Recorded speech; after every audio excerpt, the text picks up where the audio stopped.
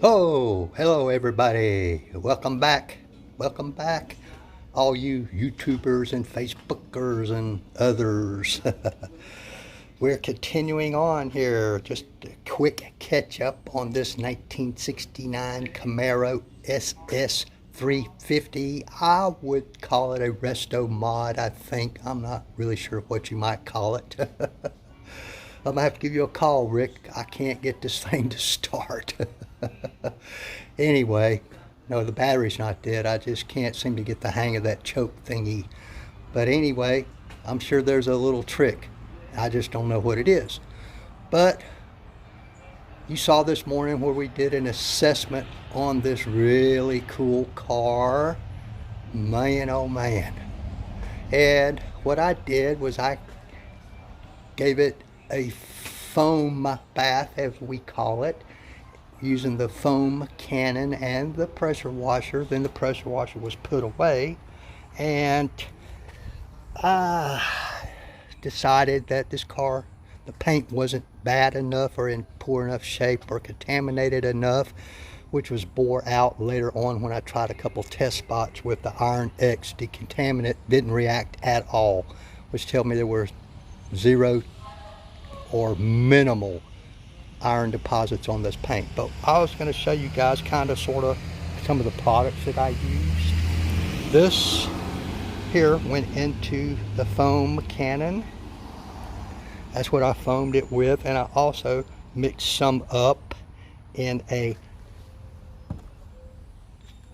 spray bottle. That's what I used on the wheels.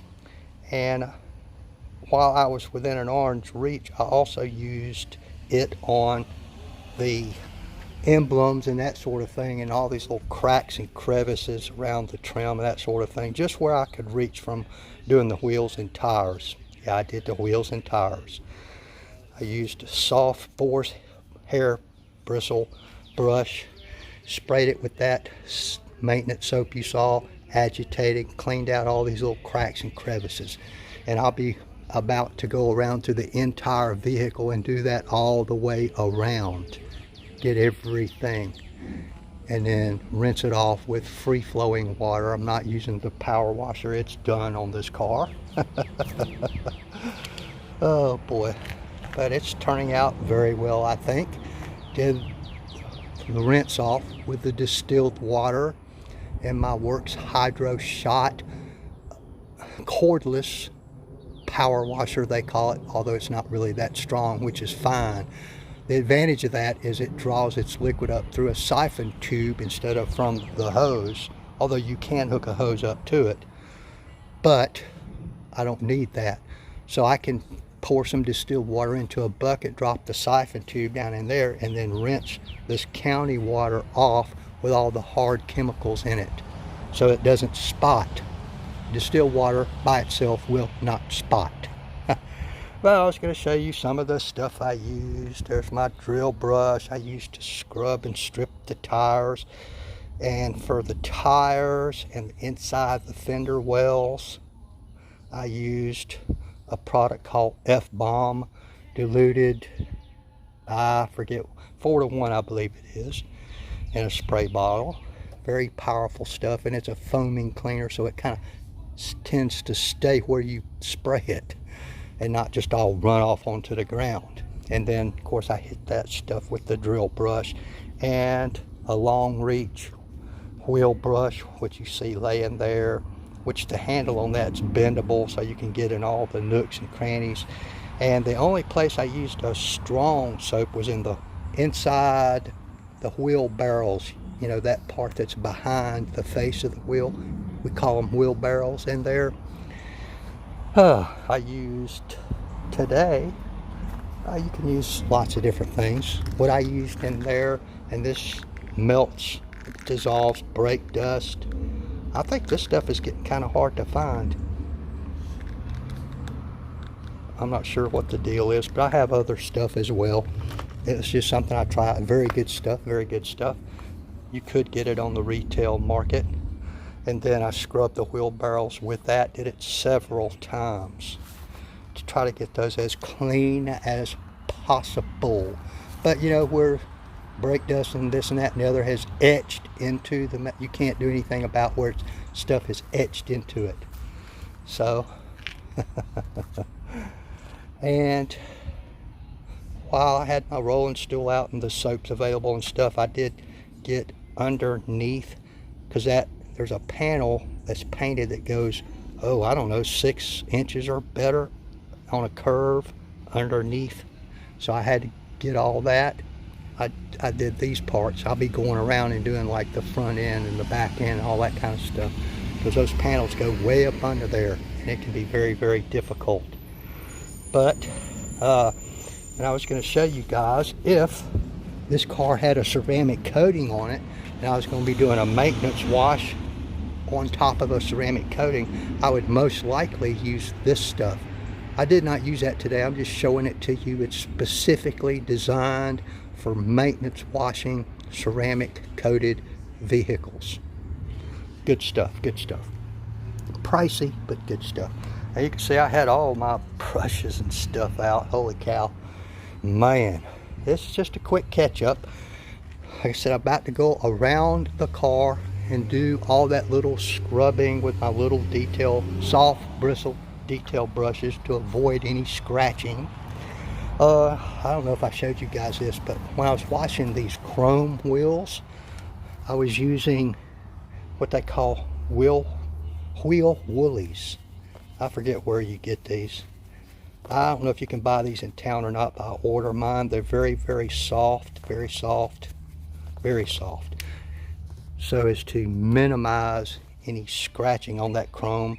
And then I would take the boar's hair bristle brush and get like where the lug nuts and all that kind of stuff are.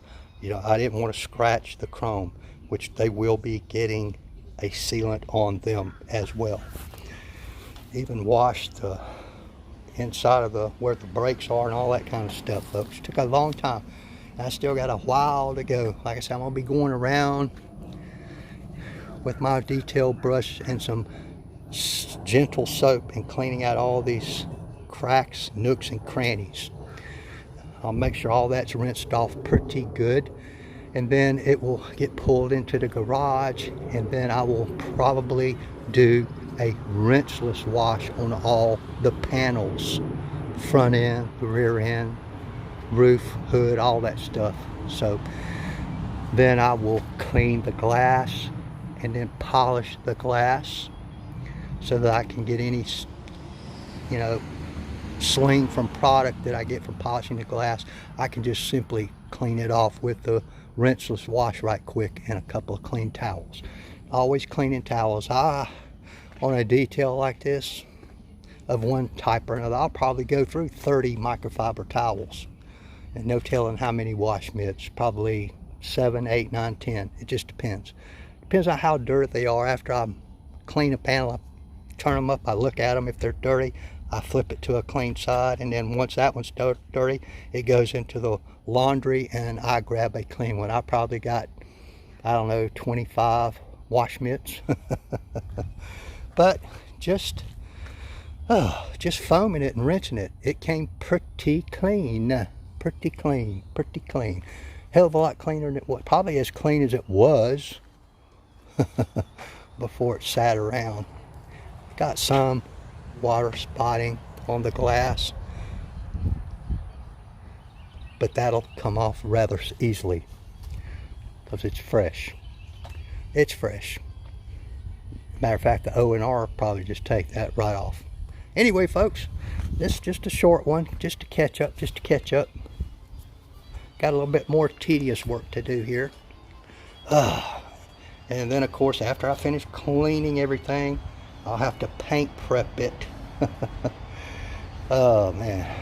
But first, after I get it clean with the rinseless wash and all that, then I'll do the baggy test to see if anything needs clay barring, and I'll test every area, because just because this area may not need it doesn't mean that that area might not need it. So I'll test the whole car, generally speaking, and see if I need to do any clay barring, and if I do, I will use a mild grade of clay bar. And then after I finish clay barring it, I'll probably paint prep it all down and then get started with the fun stuff. The buffing. Yeah, give me that buffer. Give me that buffer. Yeah. What was that TV show? Ow, ow, ow. Tool Time or whatever that show. Home Improvement. One of the few comedies that actually made me laugh. I actually watched that one. I generally don't watch comedies. But anyway, I appreciate everybody. Like, tag, share, follow, subscribe. You know, all that stuff. Comment. All that stuff. I don't know if I even had any watchers this time. That's okay. That's okay. Just a short catch-up video. I'll catch y'all later. Back to work for me. Thank you.